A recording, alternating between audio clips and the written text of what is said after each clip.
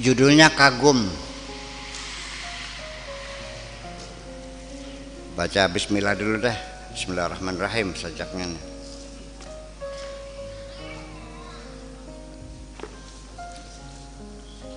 Sejak aku mengagumi jalan pikiranmu, caramu menyampaikan pikiran dan kepintaranmu menyusun argumentasi, sejak itu pula aku baru mulai menyadari betapa cantiknya wajahmu. Sehingga selanjutnya, sekalipun engkau bukan seorang ratu, tetapi aku melihat perilakumu persis seperti ratu yang anggun dan berwibawa, sehingga dengan sukarela aku memperlakukan dirimu layaknya seorang ratu. Kelembutan hatimu, kecerdasan otakmu, dan kesantunan dalam tuturmu di tengah kehidupan yang sangat keras ini benar-benar merupakan mutiara dalam lumpur. Kepribadianmu yang sangat kokoh itu dapat dipastikan tak akan lengang kena panas dan tak akan lapuk kena hujan. Engkau tetap bertahan menghadapi terpaan angin kencang yang datang menyerang. Aku tidak melihat dalam kepribadianmu ambisi apapun. Engkau sangat tulus berbuat kebaikan kepada siapapun, sehingga aku dapat memastikan bahwa kebaikan-kebaikanmu akan abadi dikenal orang. Karena pada umumnya apapun ideologi besar dan nilai-nilai luhur akan porak-poranda ketika berbenturan dengan kepentingan-kepentingan pribadi. Prosedur yang paling benar untuk memasuki hatimu, pertama-tama aku harus benar-benar memberikan penghormatan kepada dirimu. Setelah itu aku harus mencurahkan segala perhatianku kepada dirimu. Lalu nanti di penghujungnya baru aku akan menyatakan bahwa aku sangat mencintaimu. Andaikan engkau tidak menerima cintaku, karena di dalam diriku terdapat berbagai kekurangan dan kelemahan, aku sudah siap untuk menerima kenyataan apa adanya, asalkan engkau memberi izin kepada hatiku untuk tetap mencintai dirimu selamanya. Karena makna kebahagiaan dalam pikiranku tidak mesti aku harus memiliki dirimu. Karena makna kebahagiaan dalam pikiranku tidak mesti aku harus memiliki dirimu. Tetapi aku sudah cukup merasa bahagia ketika aku mencintai dirimu. Walau bagaimanapun tidak mungkin aku mempertanyakan mengapa engkau menolak cintaku. Aku tidak menuntut dalam waktu secepatnya engkau menjawab cintaku. Yang penting perkenankanlah aku ingin berusaha dengan bekerja keras sehingga nantinya aku benar-benar layak menjadi kekasihmu.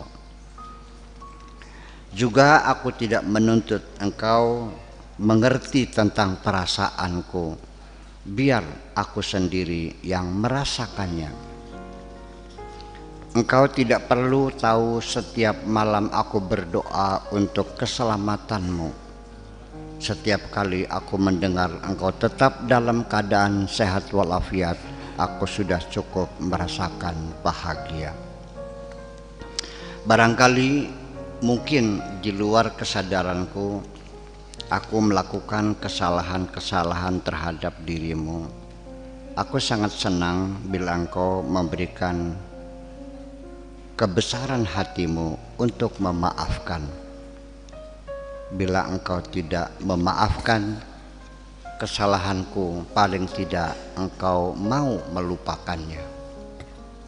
Aku tidak tahu, wahai perempuan yang sangat mulia, gimana sesungguhnya keberadaanmu dalam diriku ketika matahari tenggelam. Setelah aku tertidur, dalam alam mimpiku engkau adalah milikku. Tetapi setelah matahari terbit dan aku tersadar, engkau adalah impianku. Jangan bertanya mengapa aku selalu memimpikan dirimu, karena ketika engkau bertanya begitu, aku khawatir nanti aku akan tenggelam makin dalam ke alam mimpi.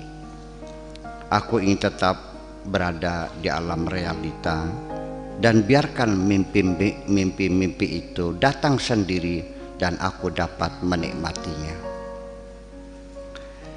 Apabila orang yang miskin masih mampu untuk tersenyum, maka harus kita pahami dengan jelas bahwa kebahagiaan bukan monopoli orang-orang kaya.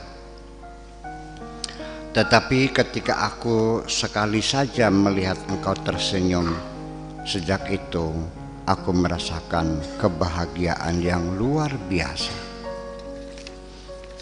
Selama ini, wahai perempuan yang sangat mulia, aku melihat engkau selalu dan banyak berbuat baik kepada orang lain. Tetapi kebanyakan mereka bukan orang-orang yang layak untuk diberi kebaikan. Ternyata engkau adalah perempuan yang berkelayakan untuk berbuat baik. Sejak aku mengerti dan memahami alasanmu mengapa perempuan lebih mulia dari lelaki di sisi Tuhan, padahal dalam kehidupan masyarakat perempuan selalu diposisikan sebagai kelas 2. Pertama, perempuan siap menerima untuk dijadikan tempat terjadinya proses penciptaan manusia. Kedua, perempuan dengan tulus hati siap menderita dan memikul beban selama 9 bulan. Ketiga, perempuan siap mempertaruhkan nyawanya antara hidup dan mati untuk mengeluarkan manusia ke alam dunia. Keempat, perempuan siap membesarkan anak manusia sekalipun selama 2 tahun kurang tidur.